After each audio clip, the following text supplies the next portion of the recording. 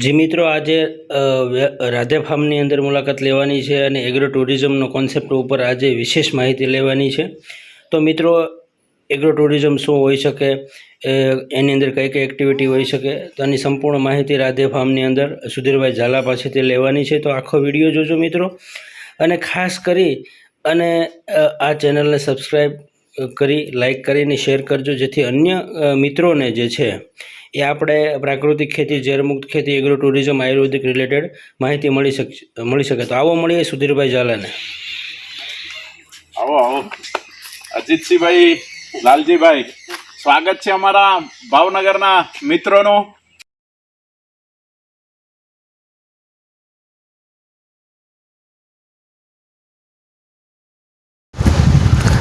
નમસ્કાર મિત્રો, આજે ખરેખર આ ધરતી છે ગીર, એને વિશે થોડુંક વર્ણન કરવું પડે કે કેસરી ત્રાડે કઈક પહાડે અને ચપળ આંખો ચમકતી, દહીં વાણ પગલે વીર અગલે ધરા ધમધમ ધમકતી, એવી ધીંગી ધરાની અંદર છીએ અને ખાસ કરી અને ગાંડી ગીરની અંદર છીએ. અને એમાં ખાસ કરી અને સાસણની બાજુમાં દેવળિયા પાર્ક છે, એમાં જે રાધે ફાર્મ છે એમના ફાઉન્ડર એવા સુધીરભાઈ ઝાલાની મુલાકાત લેવાની છે. નમસ્કાર સુધીરભાઈ. નમસ્કાર મિત્રો, ખરેખર ગુજરાતની અંદર એગ્રો ટુરિઝમ જે છે એ નવો કોન્સેપ્ટ છે અને ઉભરતો કોન્સેપ્ટ છે.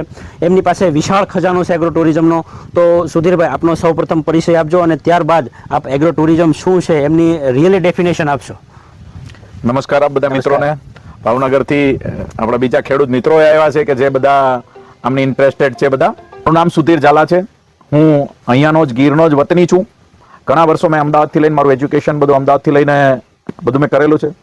ત્યારે મને એક જ વસ્તુ મગજમાં આવી કે ભાઈ આપણે ખેડૂતના દીકરા છીએ અને આપણી જે પહેલા આ ગીરનો વિસ્તાર છે આખી લીલી નાગેર કહેવાતો, તો એ અત્યારે આપણા ખેડૂતોની પરિસ્થિતિ ક્યાં પહોંચી છે કે આપણા ખેડૂતને અત્યારે પગમાં પહેરવાના પગરખાય નથી.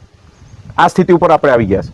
તો ત્યારે એમ થયું કે ભાઈ જો ગામડાની અંદરથી અને ખેતીની અંદરથી અજીતભાઈ આપણે સારા એજ્યુકેટેડ લોકો બધા બહાર જતા રહે, તો એગ્રીકલ્ચર છે એ આખો એક મોટી ઇન્ડસ્ટ્રી છે. અત્યારે ભારતના 60 થી 70% વિસ્તાર છે આખો એગ્રીકલ્ચર રૂરલ ડેવલપમેન્ટથી માં સંકળાયેલો છે. હવે એને જ આપણે નિગ્લેક્ટ કરશું તો 60-70% લોકો છે એ પછાત જ રહેશે. આપણે ભલે અત્યારે મેટ્રોપોલિટન, કોસ્મોપોલિટન, મલ્ટીનેશનલ કંપનીઓ, ગ્રુપોમાં બધા જ ગવર્મેન્ટથી લઈને બધાને એમ જ છે કે બસ ઇન્ડસ્ટ્રીઓ બીજી જ ને જ આકર્ષો, પણ તમે જે તમારે ત્યાં મૂળભૂત ઇન્ડસ્ટ્રી છે એને નિગ્લેક્ટ કરશો તો 60-70% લોકો ડેવલપ નહીં થઈ શકે.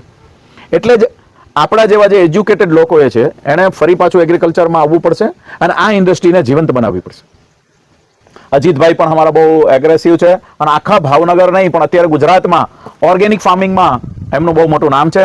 અમે બધા છેલ્લા 15 વર્ષથી બધા સાથે મળીને પ્રયત્ન કરીએ છીએ કે ભાઈ નેચરલ ફાર્મિંગ ઉપર આપણે બધા આપણી જવાબદારી લઈને, આપણે કોઈને બ્લેમ નથી કરતા કે સરકારો કંઈ કરતી નથી, મુખ્યમંત્રી કરતા નથી, વડાપ્રધાન કરતા નથી, સરપંચ ને ધારાસભ્યો કોઈને બ્લેમ કરવા કરતા આપણે એમાં શું સુધારા કરી શકીએ આપણે પોતે જોવાનું છે. એટલે અમે પ્રકૃતિની અંદર પાછા આવ્યા છે બધા અને રૂરલ એરિયામાં રહીને ખેડૂતો સાથે અમે કંઈક ને કંઈક નવું શોધી રહ્યા છે.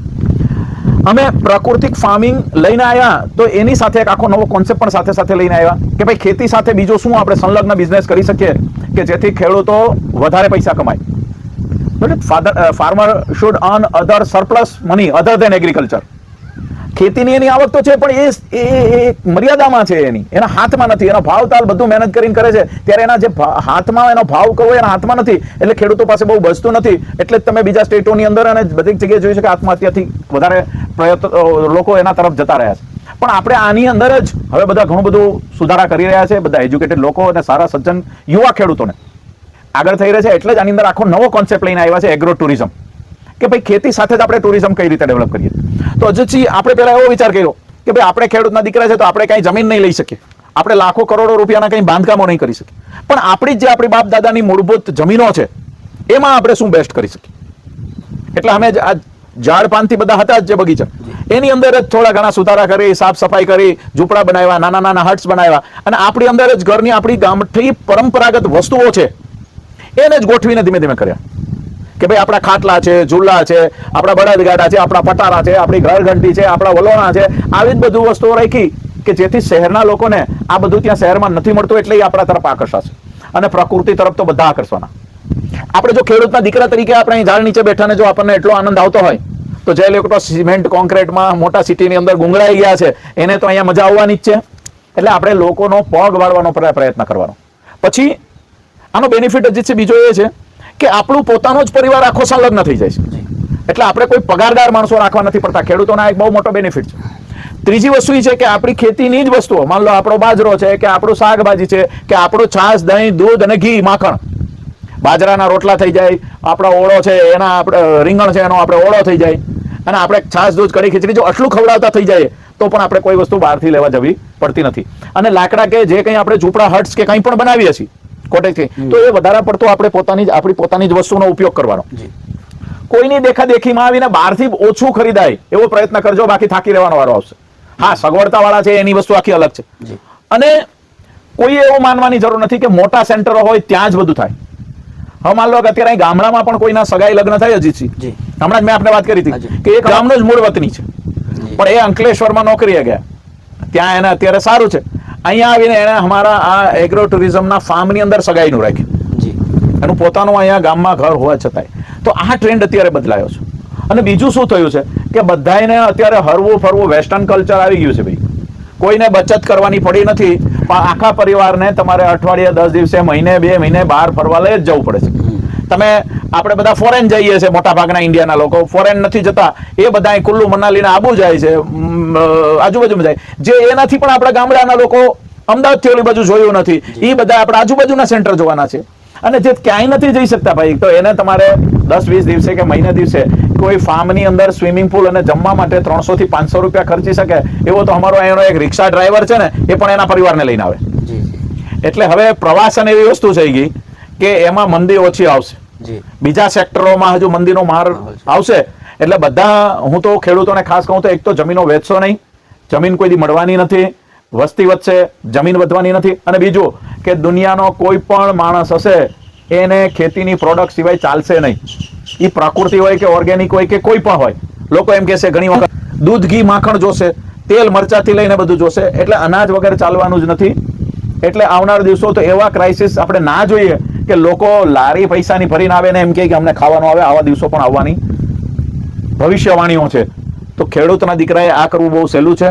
એના પરિવાર સાથે મળી આવું કરો. આપણા ખાટલા વધારે રાખવાના, બેઠકના લાકડાના ઝૂલા બનાવવાના, પ્રકૃતિ પ્રમાણે કહો ને. અત્યારે તો યુવાઓમાં ને ટીનેજર્સ, ખાસ કરીને દીકરીઓમાં સેલ્ફીનું વધી ગયું છે મારણ. એટલે આપણે સેલ્ફી પોઈન્ટ એવા બનાવીએ. લોકો બર્થડે મનાવવા આવશે, નાની મોટી સગાઈ કરવા આવશે, સ્કૂલ પિકનિક કરશે, ખેડૂતોની શિબિર થશે, અને નાના મોટા પરિવારો તમારે ત્યાં આવતા થશે. એટલે એગ્રો ટુરિઝમ અત્યારે એક સારો એવો કોન્સેપ્ટ થઈ ગયો છે અને બહુ સરળ છે. આવું છે. ખૂબ ખૂબ સરસ જે સુધીરભાઈએ જે છે એગ્રો ટુરિઝમ વિશે જે આવનાર ભવિષ્ય છે ખેડૂતો માટે, અને ખૂબ લોકો પણ શહેરના લોકો પણ એની તરફ આકર્ષિત થઈ રહ્યા છે. તો ત્યારે એમને ખૂબ સરસ મજાની સુધીરભાઈએ જે વાત કરી એગ્રો ટુરિઝમની. સુધીરભાઈ, બીજું હું ખાસ ફોકસ કરવા માંગુ છું કે આની અંદર જે રમતો જે હોય છે, રમતો તમે કઈ રમાડો છો આમાં? જૂનવાણી જે કઈ રમતો છે, જે કઈ રાઇડ છે, એની વિશે થોડીક માહિતી આપો. આપણે આધુનિક રમત પણ આપીએ છીએ, પણ એની સાથે સાથે આપણી ગ્રામ્ય વિસ્તારની, કારણ કે આધુનિક વસ્તુ તો એને બધીમાં મળી રહેવાની છે. તો આપણે અહીંયા આપણી પરંપરાગત જે ગામડાઓની ને ગામડી રૂઢી ચુસ્ત હોય એવી વસ્તુ રાખવાથી એક તો આપણને ખર્ચ ઓછો આવે છે. બીજી વસ્તુ કે આપણે આપણી જ જગ્યાનો એમાં પરંપરાગત ઉપયોગ કરીએ. અને બીજી, યુવાઓમાં સાહસિક પ્રવૃત્તિ હોય, જેવી રીતે ઝાડ ઉપર ચડવાનું, ઝાડ ઉપરથી બીજા ઝાડ ઉપર ચાલવા માટે છે, રિવર ક્રોસિંગ, નદી કરી શકાય, આવી બધી નાની મોટી સાહસિક વૃત્તિ. અને ખાસ કરીને ટ્રેકમાં લઈ જવાનું, નેચર વોક કરવાનું, યોગા, મેડિટેશન, પ્રાણાયામ, આવું બધું કરવાનું, નેચરોપેથી ઉપર જવાનું. અત્યારે હવે આગળ વધી રહ્યા કે જે લોકો કેરલા ટ્રીટમેન્ટ લેવા જાય એને બદલે આપણા ફાર્મની અંદર જ કોઈ ભાગીદારીમાં કોઈ ડોક્ટર એવા આવે કે આપણે નેચરોપેથી ઉપર જઈએ. અને રમત ગમતમાં આપણી પરંપરાગત વસ્તુઓનો જ આપણે મેક્સિમમ ઉપયોગ કરવાનો કે જેથી અહીંયા એને કંઈક નવું લાગે. બાકી સિટીમાં તો મોટા મોલની અંદર તો બધું છે જ, એટલે એવો ખર્ચ પણ આપણને નહીં પોસાય અને લોકોને એમાં નવું નહીં લાગે. એટલે આપણે સાહસિક પ્રવૃત્તિમાં બની ત્યાં સુધી આવી ગામઠીઓ પ્રવૃત્તિ જ આપણે રાખવાની કે જેથી આપણને ખર્ચ પણ ઓછો લાગે અને આવનાર લોકોને કંઈક નવું લાગે. જી, ખૂબ સરસ સુધીરભાઈ માહિતી આપી. મિત્રો, ખાસ કરી અને દેવળિયા પાર્કની બાજુમાં રાધે ફાર્મ છે. આપ આ બાજુ આવતા હોય, સાસણ બાજુ આવતા હોય તો અવશ્ય મુલાકાત લેજો. સુધીરભાઈ, આપનું આખું એડ્રેસ સાથે, નંબર સાથે આપ છેલ્લે વર્ણન કરી દો. ઓકે. મારું નામ સુધીર ઝાલા, રાધે ફાર્મ, ગીર જંગલ, સાસણનું જે ગીર જંગલ છે એમાં દેવળિયા પાર્ક છે, જ્યાં બસની અંદર સિંહ દર્શન થાય છે, એના ગેટ ઉપર જ રાધે ફાર્મ છે. અને મારો નંબર છે 94 272 29 789 94 272 29 789. મારે ત્યાં કોઈ પણ ખેડૂતો આવશે તો એને તમામ માહિતી સાથે એનું જમવાનું પણ અહીંયા ફ્રી રહેશે. એટલે હું ગુજરાતના તમામ ખેડૂતોને આહવાન કરું છું કે પોતે અહીંયા વિઝિટમાં આવે, અહીંયા જોવે, અને કદાચ આવી ના શકો તો મારો વોટ્સએપ ઉપર કોન્ટેક્ટ કરજો. હું આખા ગુજરાતના નહીં પણ આખા ભારતના એગ્રો ટુરિઝમમાં ક્યાં શું થઈ રહ્યું છે એના તમને ફોટોગ્રાફી આપીશ, તમને એમાં ગાઈડ કરીશ, અને અડધી રાતે પણ ઓછા ખર્ચની અંદર કેમ ડેવલપ કરવું એના માટેના તમામ આઈડિયા આપીશ. એટલે મારી એક જ ગણતરી છે કે આપણો ખેડૂત પગભર થવો જોઈએ, અને બીજી વસ્તુ કે પોતે સ્વલંબ થવો જોઈએ. આપણો યુવા ખેડૂત છે, એક એક આપણું ખેતર છે, એ એક એક એન્ટરપ્રિનર બની શકે એવી સ્થિતિ છે.